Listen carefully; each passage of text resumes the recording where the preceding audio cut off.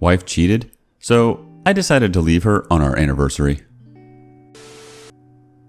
After finding evidence my then wife was probably having an affair, I was investigating. Honestly, I was also looking for innocent explanations. My boss always said, look for the innocence, when we would investigate suspicious behavior. 2 days after I determined she'd been at a hotel instead of work, I looked at her phone. She was definitely having an affair, but the text conversation was to an unsaved number, so I couldn't be sure of her affair partner's identity. I had a guess that it was one person she worked with. I made the mistake of looking at his LinkedIn page while logged into my account. Some people have premium LinkedIn accounts that let them see who has viewed their profile. This was one such person. He noticed. He got worried. He mentioned it to my then wife. She always fancied herself smarter than she was, so she decided to just confront me about it, but couch it as, "Hey, AP was wondering why you looked at his LinkedIn page." She was fishing, possibly trying to read my expression, as well as gauge my answer. As a rule, I don't lie. I never see the need. Lying is about fear. People lie because they're afraid of something. In this case, I was afraid she'd realize I was onto her before I was ready to confront her, so I lied. Her affair partner was Mexican. I struck upon a fantastic story in a flash of brilliance. Oh yeah, I never understood Mexican last names. They're not hyphenated, but sometimes there are two. But is one a middle name legally, or are they both officially just names? I know you've said his last name is Sanchez Rubio, but his LinkedIn is just Rubio. Honestly, it was a masterful performance. Still, she insisted that I ask my questions while she recorded a video on her phone to send to him. I assume she wanted him to see how sincere I was. I don't lie often, but I'm a fantastic liar. The best part of all this is that they both totally bought it. Completely. Later that evening, I looked at the text conversation between her and her affair partner, who I still hadn't positively identified. His number was unsaved in the phone, and though that LinkedIn conversation was wildly suspicious, it wasn't definitive. Except that he was so convinced of the sincerity of my question of Mexican culture, he took a picture of his driver's license and sent it to her in their text conversation. He'd basically signed his name. It made me think of an old Dave Chappelle joke that he'd only believe someone was guilty if he'd held up a copy of his driver's license. Well, her affair partner did, which was thanks to my breathtaking, spur-of-the-moment lie and video performance. Though they were worried at first, they realized they were both much too clever for me. Yes, I've changed the name to protect the guilty. Too long don't read? My then wife's affair partner was scared because I looked at his LinkedIn page. I spun a lie that I was curious about his last name. He was convinced enough that he took a picture of his driver's license, which finally confirmed his identity as her affair partner. Edit. Some folks are asking for an ending, so here's a quick version. I'm terribly long-winded, sorry. These events took place 6 days before I went to visit a lawyer. It was the first appointment I could get. It also happened to be our 5th wedding anniversary. My plan was to ask for a divorce the next week, because no one would ask for a divorce on a wedding anniversary, right? Well, the visit to the lawyer really hit me hard. My lawyer told me that no one wins. She was right. I went home from work early. It freaked out my then wife because she thought I was going to surprise her at work for our anniversary or something. Spoiler, she wasn't at work. She was at a hotel. She still doesn't know I know that. But my behavior made her very curious, so I had to tell her, I suspect you're cheating. Lawyer told me not to reveal the proof. She pointed out, correctly, that she'd been lying all this time, so she's not going to stop. Yeah, I blindsided her with divorce on our 5th wedding anniversary. Finalized 4 months later. Finally got out of the shared house 3 months after that. We share 50-50 custody of our now 5-year-old daughter. My ex-wife still has yet to admit anything, but I don't need her to. I have lots of proof. The happy ending is that I am much happier being away from her. I feel freer to move and breathe.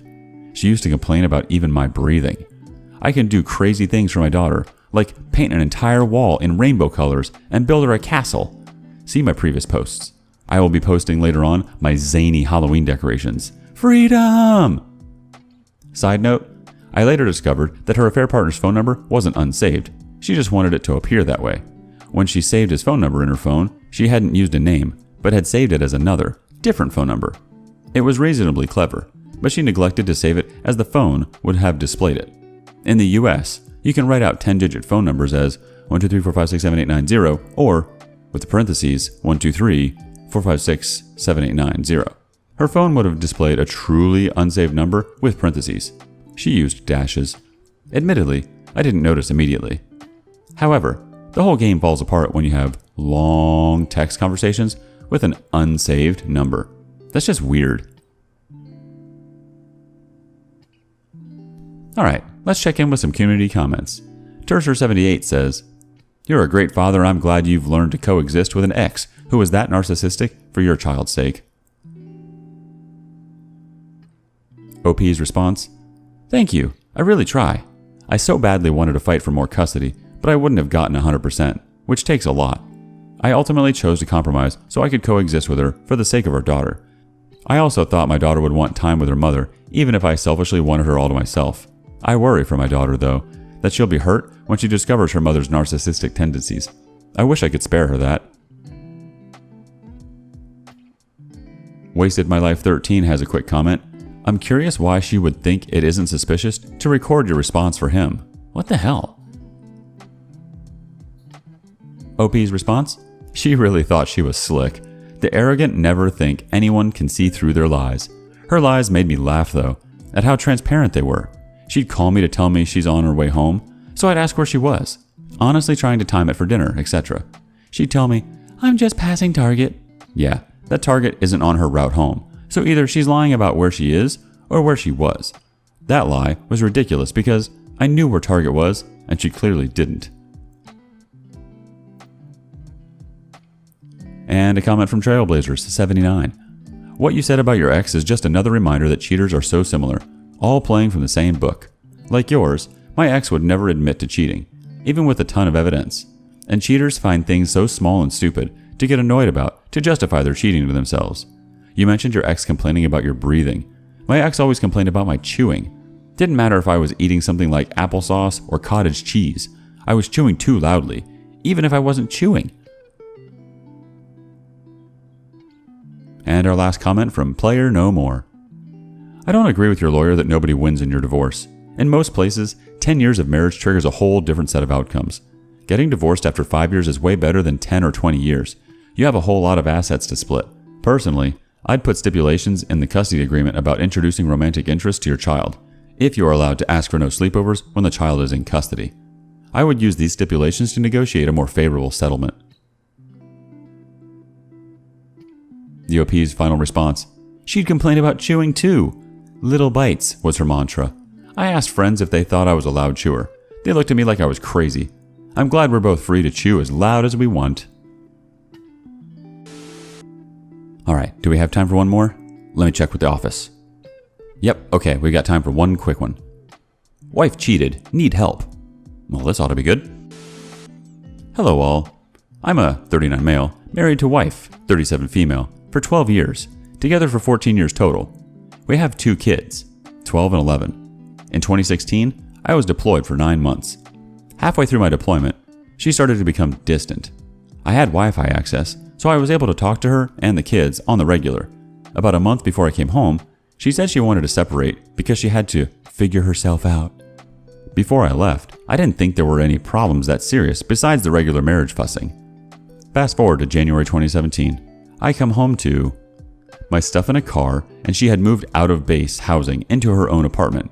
I ended up staying with a friend 2 days later. In curiosity, I drove by her new apartment and seen a guy on her balcony smoking a cigarette. I immediately confronted the situation, and she said he was just a friend, as he was a college classmate of hers. We were separated about 7 months and decided we would try to work things out. At that time, I didn't know with facts that she had a sexual affair. 5 months later, while she was in the shower, I had the urge to go through her phone, and I found all the explicit texts about their affair and sex. She was practically begging him to be with her, and he was basically just sounding like a typical guy who was looking for a booty call. After discovery, she tried to lie and say she didn't type that, and so on and so forth. The gut feeling I had was correct. She was also drinking a lot during that time, and she wasn't much of a drinker. The worst part is, she had my children around this guy, and even had the audacity to have this guy on my children's school pickup list while I was deployed. Well, said guy ended up getting married to another girl and had kids, leaving the state. Now it's 2021, 5 years post-discovery. We lived together up until 1 year ago, because we had a place together. Now I'm stationed in a nearby state, and we've been living separately. I keep a cordial relationship as we have children. Now to what brings me here. I'm still in pain from our marriage. She still hasn't owned up and took accountability for the affair. I honestly think she's a sociopath narcissist, so there was no empathy.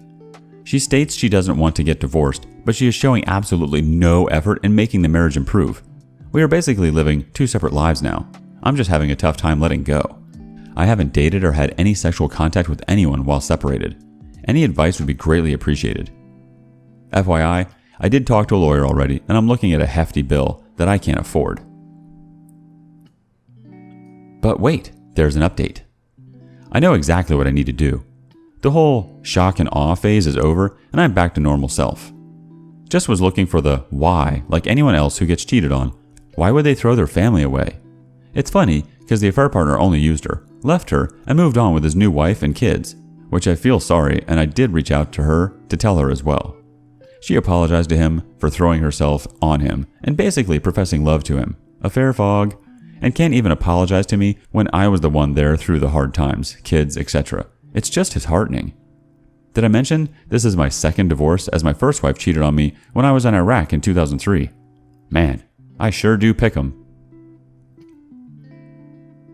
And now we're going to wrap things up with some healthy advice from Goodbye Corona 2021. Your story is a lot like my story. Married 14, together 20. Kids 4, 6, 9, 11. 2 affairs, 1 year. Caught both times, except this last one, I kept quiet and collected evidence for 30 days since I had lawyered up.